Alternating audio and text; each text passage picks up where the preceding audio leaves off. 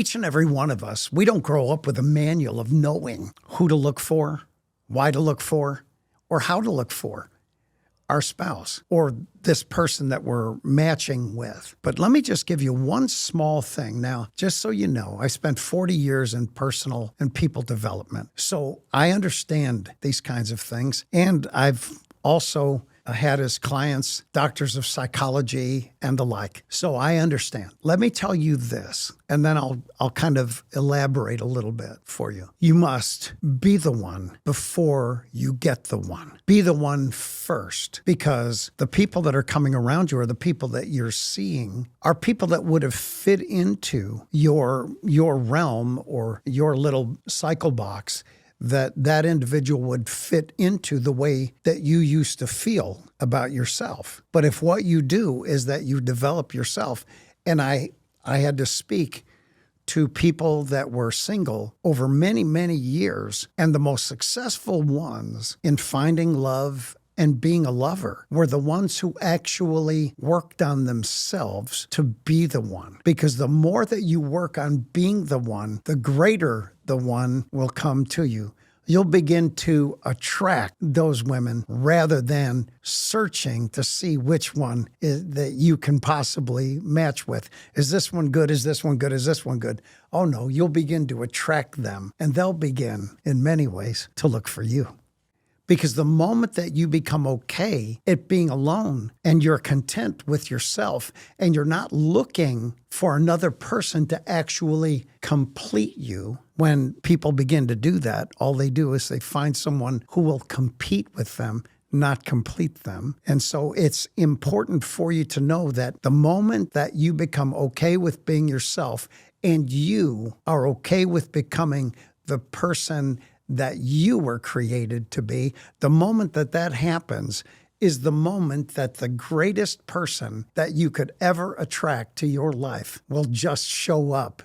But it's important for you to know that becoming okay with being yourself, you'll also get to the point to where you'll say, I never want to get married. I'm not looking to have anybody else just complete me and become the yin to my yang. I'm really not looking for that person to do that. I'm okay with me. I don't need it.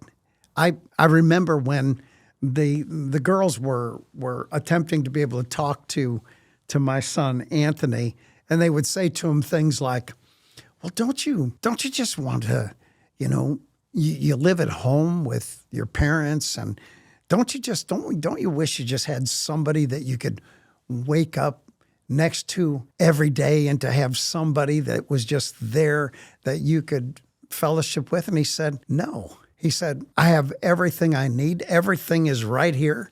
I got all this going on. And a person can live like that for years until they know it's time for them to be able to pair up. But at that moment, you have the opportunity to create the kind of individual that you want to be married to.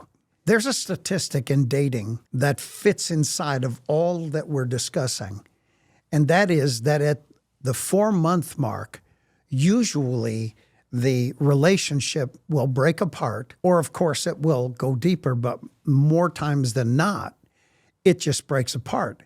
Because at the 4-month mark, you can't lie anymore. You can't avoid things anymore. You can't not show up anymore.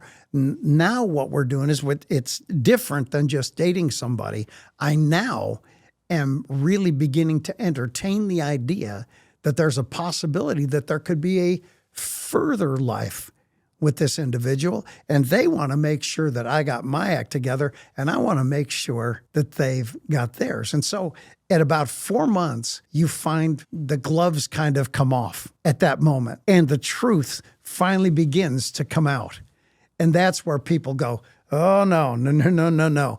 I'm not going down this road with anybody. I'm not ready for this to actually happen. But if what you'll do is that you'll make absolutely no prerequisites to people that you date. And at that particular time, don't date if you don't want a deeper relationship. Cause other individuals. You're not looking to just kind of go out and spend some more money and do some things just because you don't have companionship. But just be at a place where what you're doing is that you're preparing to be the one, no matter how long it takes, because you know that your counterpart somewhere on the earth today is being created to be the kind of person that you need in your life. And when you do, you'll never have that hiccup. You'll never have that obstacle that you have to get over of the 4-month death of a relationship.